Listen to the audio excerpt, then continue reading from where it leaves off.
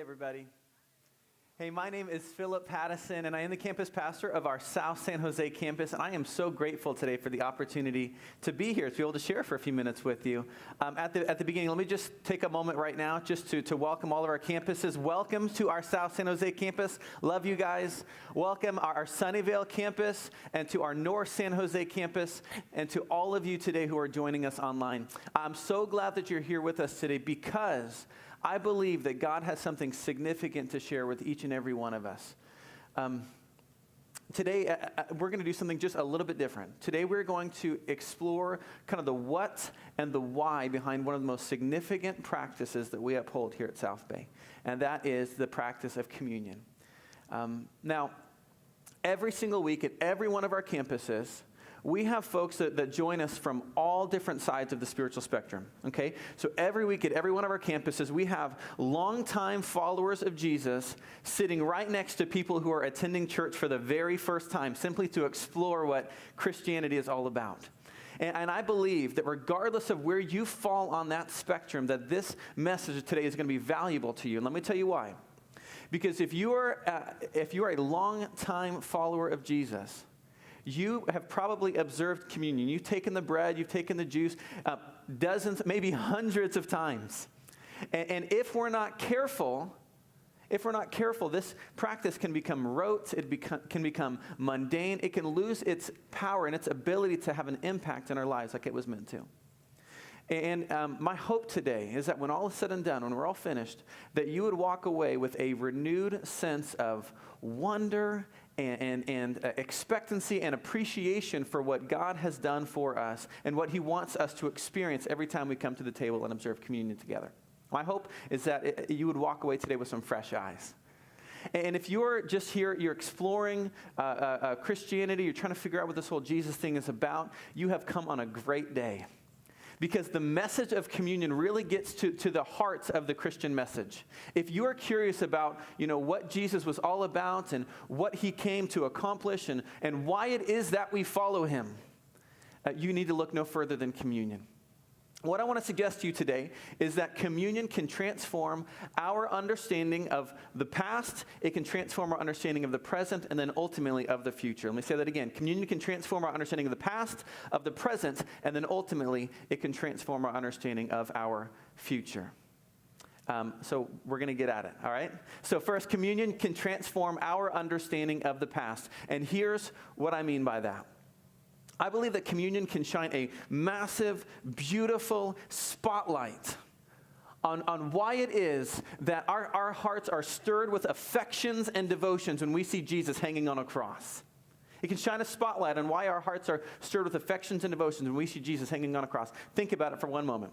If you consider the other founders of some of the other major world religions in our day today, it would make sense to a certain extent why they would attract certain followers, why they would attract followers to them. Think for a moment about some of the other founders of world religions. Take Moses, for example. Moses could be considered one of the fathers of Judaism. Moses dies well over 100 years old. He dies a success. He's surrounded by people who love him and honor him and want to carry on his teachings. He's brought his people to the border of the promised land, okay? It would make sense why somebody might want to follow Moses.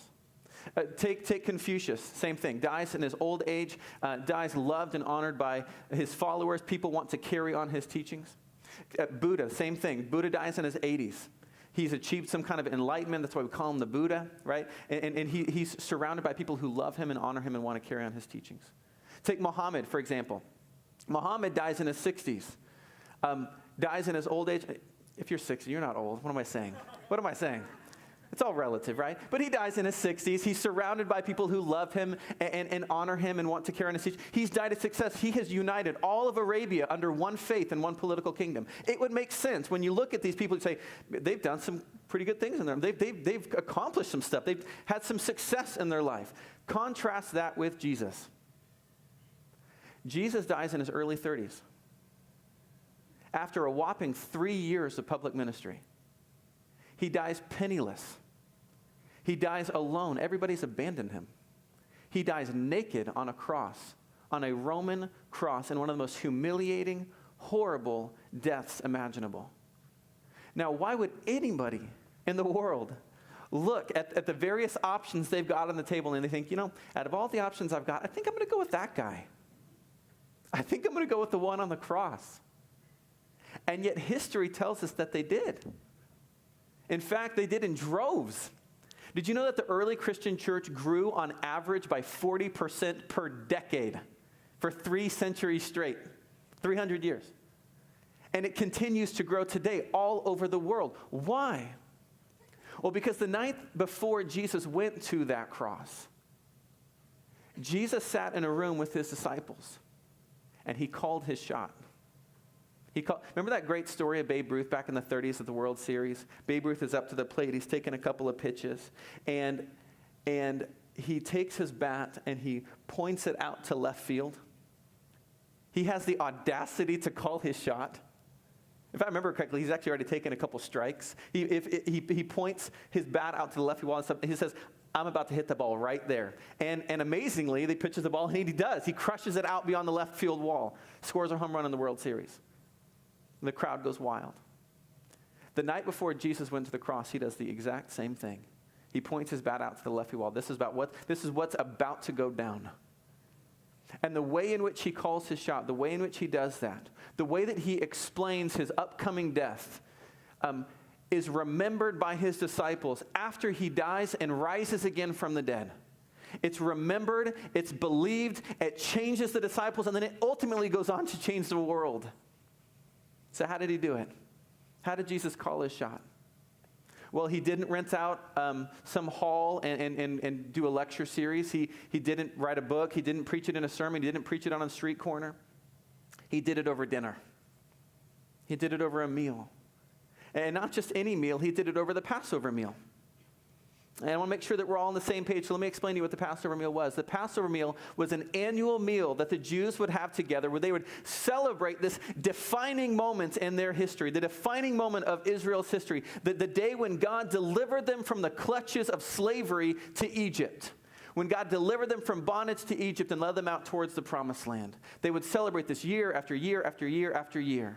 And so this is the meal that Jesus is having with his disciples the night before that he goes to the cross, and the time when he chooses to use to tell people what his death is all about. So let's go to the account in the Bible. We're going to read out of Matthew chapter 26. If you have a Bible with you, I want to invite you to turn there with me. Matthew 26, we'll start in verse 18. It says this, Jesus says, "Go into the city to a certain man and tell him, the teacher says, my appointed time is near." I love that. You see, he's calling a shot. My appointed time is near. I am going to celebrate the Passover with my disciples at your house. And so the disciples did just as Jesus had directed them, and they prepared the Passover. Jump with me down to verse 26. While they were eating, Jesus took bread, and when he had given thanks, he broke it and gave it to his disciples, saying, "Take and eat. This is my body." And then he took a cup, and when he had given thanks, he gave it to them, saying, "Drink from it, all of you. This is my blood of the covenant, which is poured out for many for the forgiveness of sins. I tell you, I will not drink from this fruit of the vine from now on until that day when I drink it new with you in my Father's kingdom." Now let's stop, and I want to show you the significance of what just happened. It's easy to miss. The Passover meal always has a form to it. There's a pattern to it. It did, and it still does. In fact, you know that many Jews still celebrate Passover today. In fact, this weekend marks the end of the Passover festival for 2016. It's a very significant weekend. It's interesting that we're talking about this weekend. I love to say that we planned that. I love to say that. But the Passover meal has a pattern to it. It has a form to it. And so throughout certain times of the meal, the presider, there would always be somebody who presided over the meal. The presider would say certain things at certain times. So there would be 4 glasses of wine throughout the meal. And at each of the glasses of wine, the presider would say something out of a script, a basic script that had been used for centuries. And so throughout the time, there'd be different things shared. There's acknowledge the different symbolism of the different elements that are on the table and that are being eaten. So now Jesus and his disciples are sharing this Passover meal together, and it's Jesus who's presiding over the meal. And so Jesus stands up, and we pick up the story at the 3rd cup of wine, and we know that because of what he does. And so Jesus stands up at the third cup of wine, and it's at this point when the presider would normally bless the various elements on the table. So he'd bless the herbs and the lamb and the bread and the cup and all, and he'd bless those. So Jesus does that. He stands up, and to the shock of his disciples, he breaks the script. He breaks the script that's been used for centuries. Because normally at the third cup, the presider would stand up and he'd take up the bread and he'd say something out of the book of Deuteronomy. It's the book in the Old Testament. He'd stand up, he'd hold up the bread, and he'd say something like, this is the bread of our fathers. This is the bread of our affliction, our suffering, which our fathers ate in the wilderness. This is the bread of our affliction, which our fathers ate in the wilderness. But Jesus doesn't say that. He stands up and he picks up the bread and he says, This is my body. In other words, this is the bread of my affliction. This is the bread of my suffering that's going to lead you to the promised land. Jesus stands up and points to the elements and says, all this right here, this Passover meal, the bread, the cup, it's about me. It's not about just something that's happened in the past. It's about something that's about to go down. He points it all to himself. And to really understand the significance of this, we've got to understand just a little bit more about that first Passover. As I told you, in that first Passover, the Israelites had been in bondage to Egypt. They were in slavery, and they were being oppressed by the Egyptians, and they were under the cruel tyranny of the Pharaoh. And there's this injustice and evil and oppression happening towards them. And so God intervenes and he speaks to Pharaoh and he says, Pharaoh, let these people go. Stop your injustice. Stop your oppression. Stop your evil. And over and over and over and over, Pharaoh says no. Pharaoh says no. And so finally, God says to Moses, he says, Moses, tonight I'm going to bring justice. Tonight I'm going to bring judgment on the land of Egypt for all of their oppression and evil and their continual disobedience.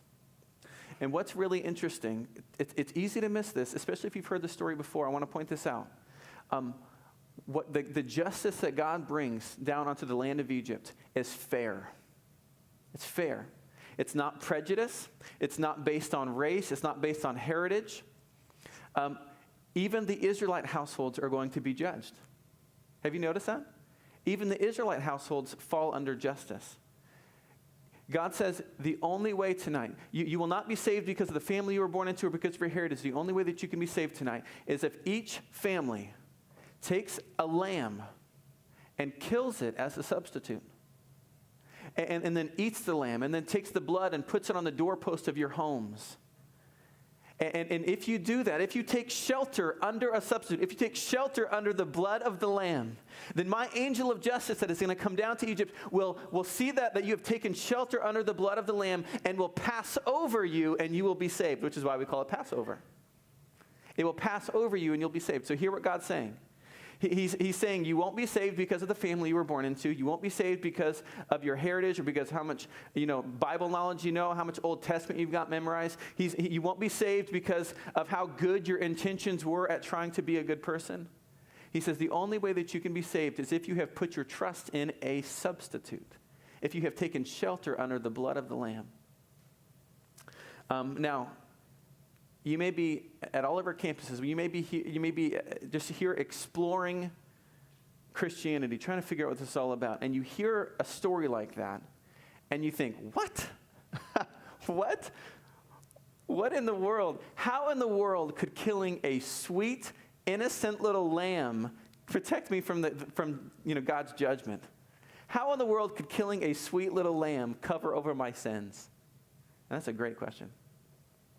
And the short answer is it doesn't. It doesn't. Cute, fluffy little lambs cannot take away our sins, but they point to one who can. They point to one who can. In fact, in all the written records of Jesus' Passover meal with his disciples, and you read it in Matthew, you can find it in Mark, you find it in Luke, you find it in 1 Corinthians, and all of the different records of Jesus' meal with his disciples the night before he went to the cross. You'll learn about bread, you'll read about wine. Not once do you ever read about meat on the table. Where's the lamb? It's not a Passover meal without a lamb, right? Now, maybe it was on there and they just don't talk about it, but what I want to suggest to you perhaps is that maybe there was not lamb on the table because the lamb was at the table. The lamb wasn't on the table because the lamb was at the table. And that's why John the Baptist, that great prophet in the New Testament, when he sees Jesus for the first time coming out to him, he cries out, "Behold, the Lamb of God who takes away the sins of the world." Who calls anybody a lamb? Who calls somebody a lamb? Unless John had some understanding that this is the lamb to whom all the other lambs have been pointing. This is the substitute to which all the other substitutes had been pointing. And that's what Jesus is saying. That's what he's affirming here at this Passover meal. He's saying all of this, it's about me. I'm the true substitute. I will die so that you can have life. And again, if you're just exploring all of this, what may be going through your mind is, well, why does anybody have to die? Why does anyone have to die? Somebody asked me once, what's so loving about somebody laying down their life? What's so loving about divine suicide? And that's a great question. You're full of great questions today.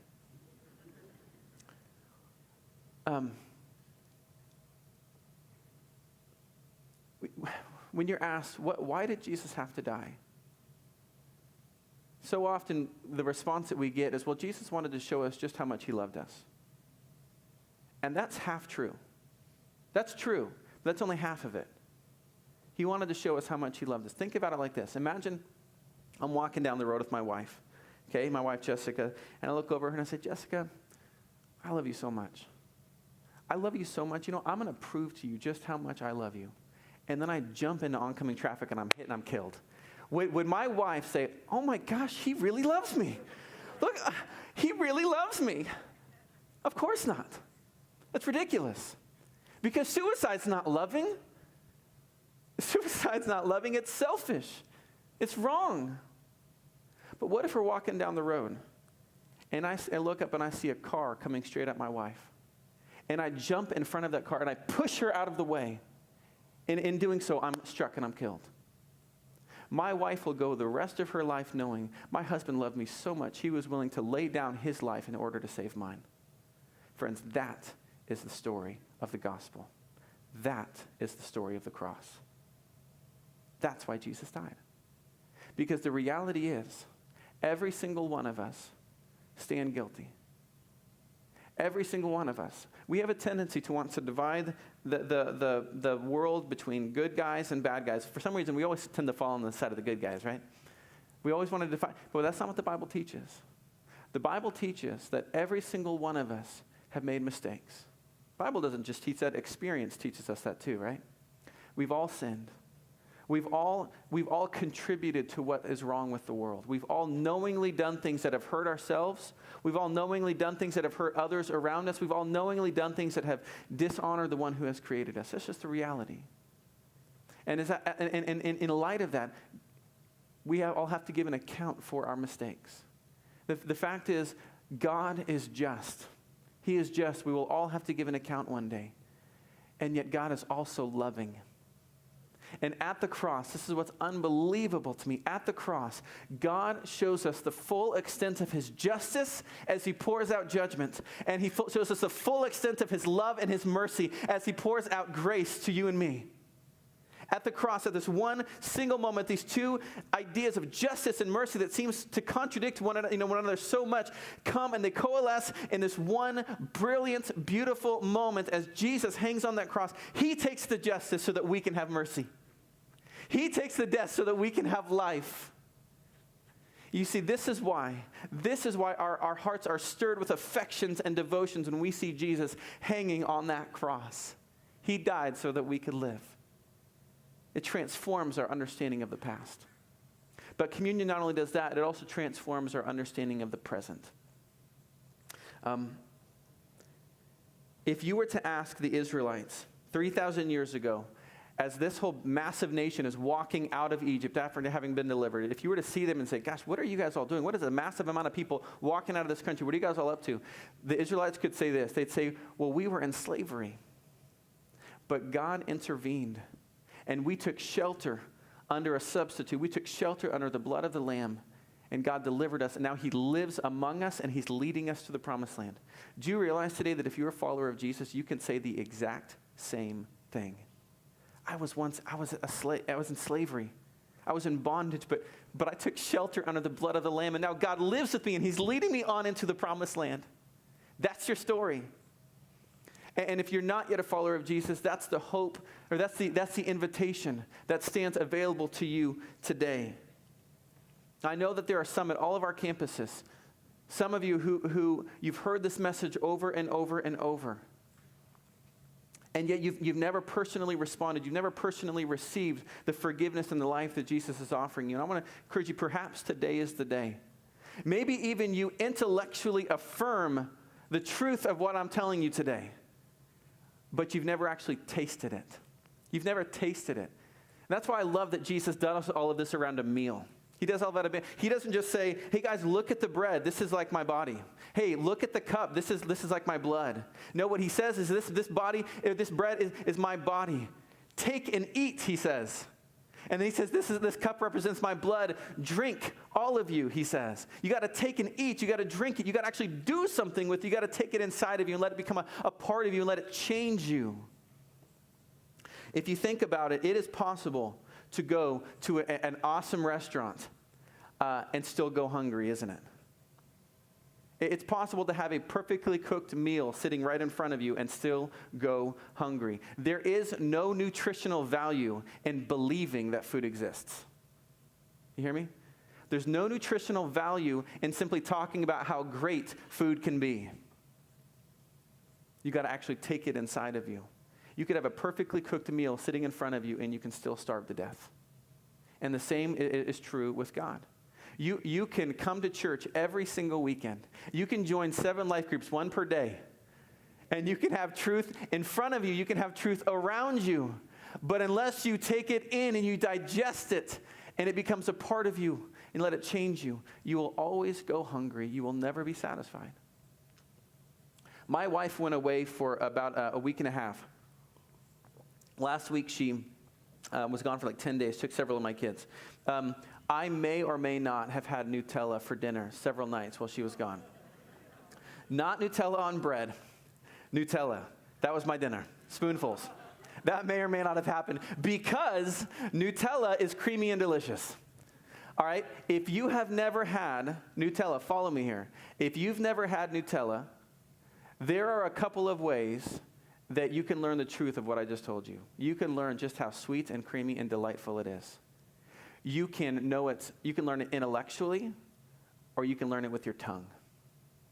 You can hear somebody like me tell you it's creamy and delicious, and you believe me, or you can actually take it on your tongue and you can taste it. Now consider for a moment the difference. Some of you are hungry right now, huh? Your mouths just got all saliva-y. Think of the difference. You can know it intellectually or you can know it experientially. And Jesus Christ did not die on the cross for you to know about God. He died in order that we might know God. He's not leading you today to simply affirm intellectually the truth that God is good and that he is full of grace. He's leading you today to actually experience and to savor that grace. And what's important to acknowledge about communion is that not only do we see here that we are told to receive personally what Jesus has done once and for all when we are first saved, but Jesus tells us in the scriptures that we are to regularly come back to the communion elements, to the communion time, to remember and to reflect and to celebrate what he has done. Regularly come back to this. In 1 Corinthians, Jesus is quoted as saying, as often as you eat the bread and as you drink the cup, do this to remember me. Why? Why is that important? Why are we called back to this same meal?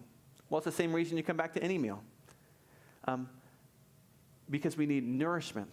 Because we need strengthening. We need, it brings pleasure and energy. None of us would ever say, you know, gosh, I had this meal back in 1998. It was awesome. I'm still feeling a little full. I'm still a little bit bloated. None of us would say that because we regularly have to keep coming back and eating. In the same way that we need physical nourishment, we need spiritual nourishment. I had a mentor of mine who once said, he lives by a mantra. He says, no Bible, no breakfast.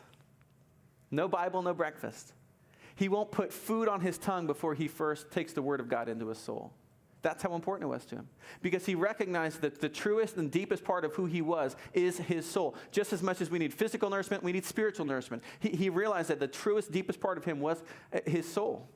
There's this great story about C.S. Lewis. C.S. Lewis was a great Christian author and thinker, and there's a story about him where he was being interviewed once, and the interviewer asked him, they said, C.S., do you actually believe that you have a soul?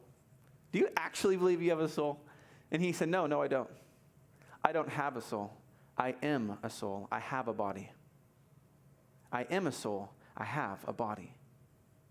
He recognized that the truest, deepest part of who he was his soul. And that in the same way that we put priority on our physical nourishment, we need to put a priority on our spiritual nourishment. So why does that make a difference? What importance is it for us to come back and to regularly remember? Well, I'll give you a few examples of why we should remember what Christ has done for us on the cross, why communion is so significant.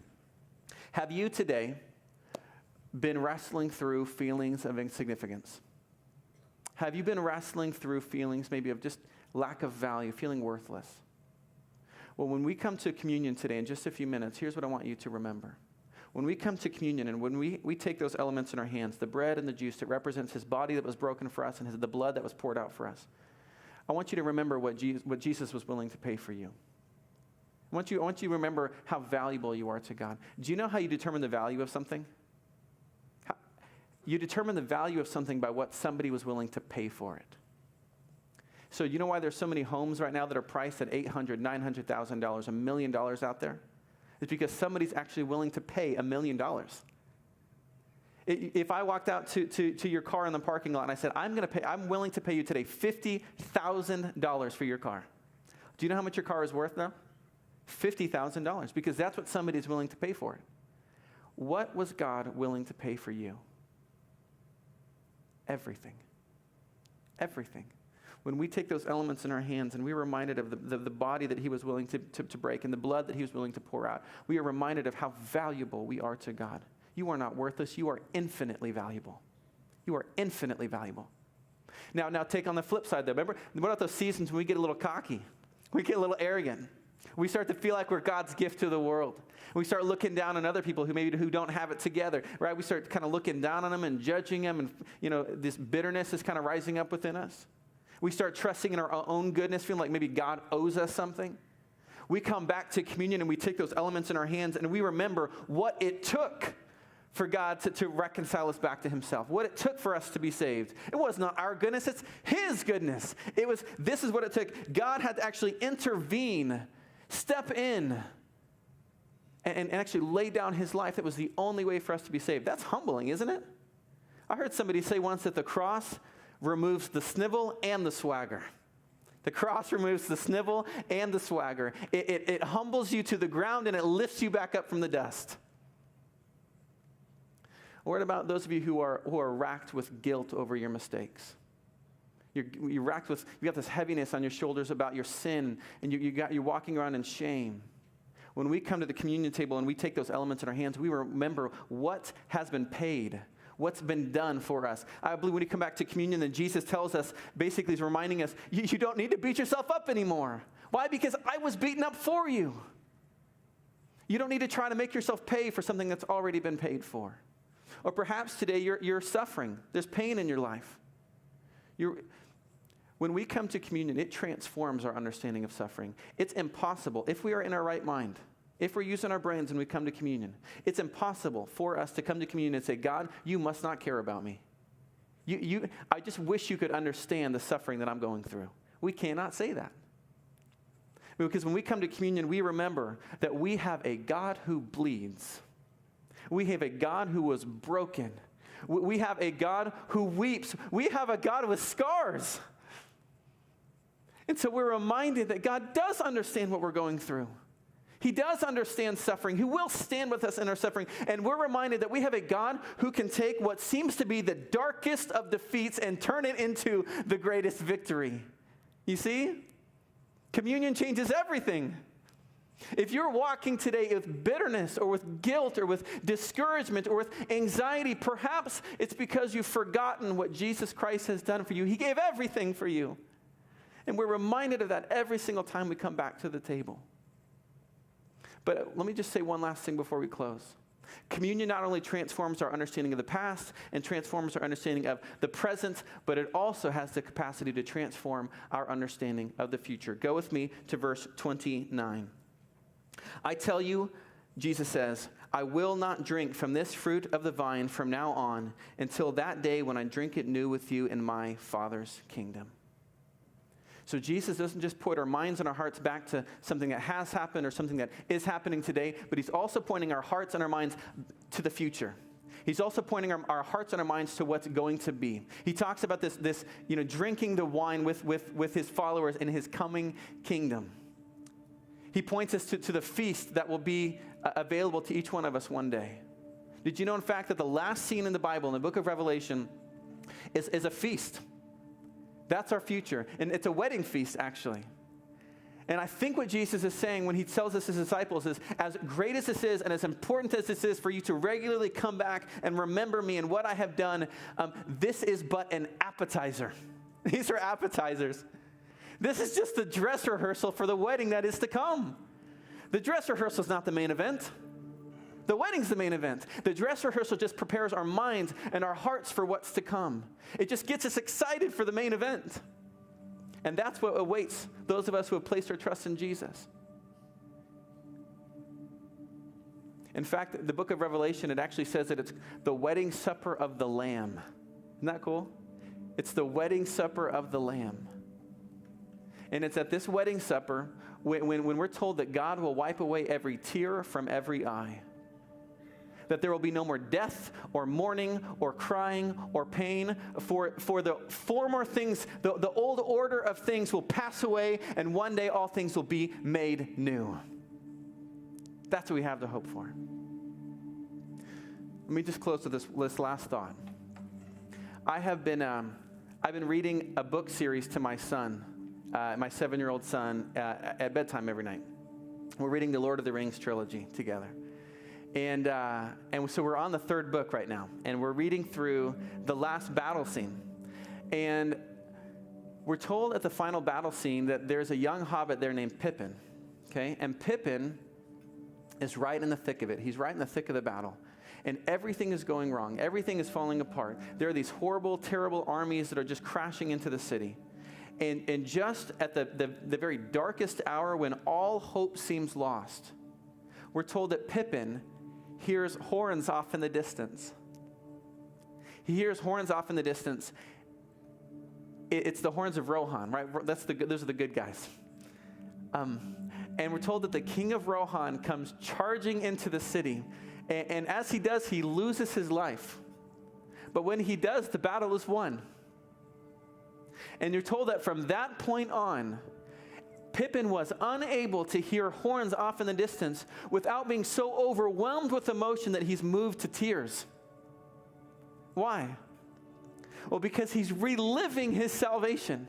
He's reminded of his salvation. And it doesn't matter what kind of mood Pippin is in at the time when he hears those horns, because when he hears those horns, if he's upset, he can't stay upset, he can't stay discouraged, he can't stay anxious, because he's reminded that every moment of his life since that day it has been at the expense of another. He was a recipient of grace. Here's my point. When we come to the communion elements in just a minute, do you know what those are? Those are horns off in the distance. It's a reminder for us. We're able to relive our salvation. It's a reminder for us of the victory that was won for us at the expense of Jesus. It's a reminder for us of the victory that he has won in the past. It's a reminder of what we can experience today and enjoy today. And it's a reminder of our promise for the future. Would you bow your heads with me?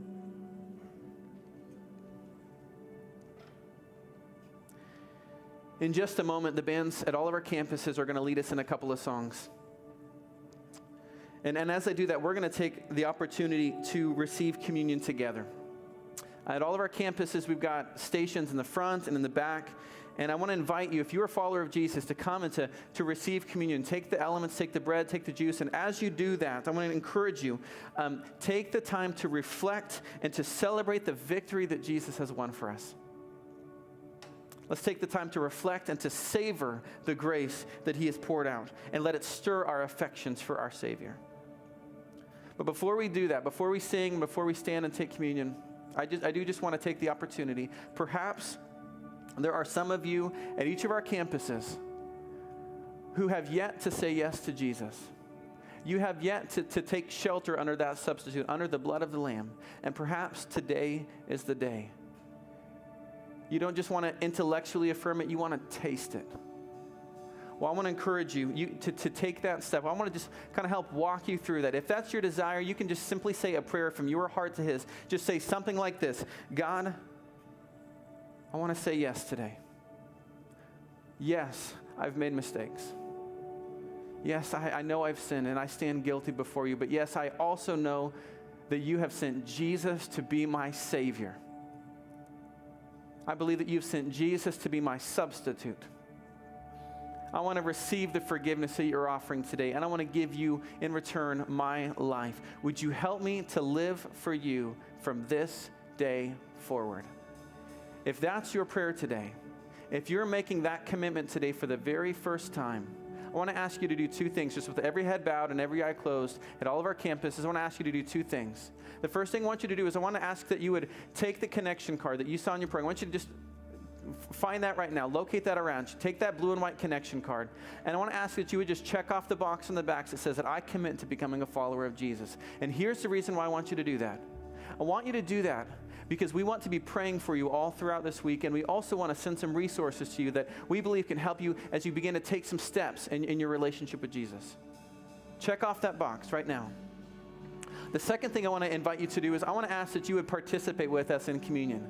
You may have only been a follower of Jesus for seconds or for minutes, but we want to encourage you to come and to celebrate with us the victory that Jesus won that has enabled you today to stand clean. I want to encourage you, and just for all of us, every follower of Jesus, and just as we sing these songs together at all of our campuses, you can stand as you feel ready, come to the stations in the front and in the back, and let's reflect and let's savor what God has done for us through Jesus Christ. Let's do that now.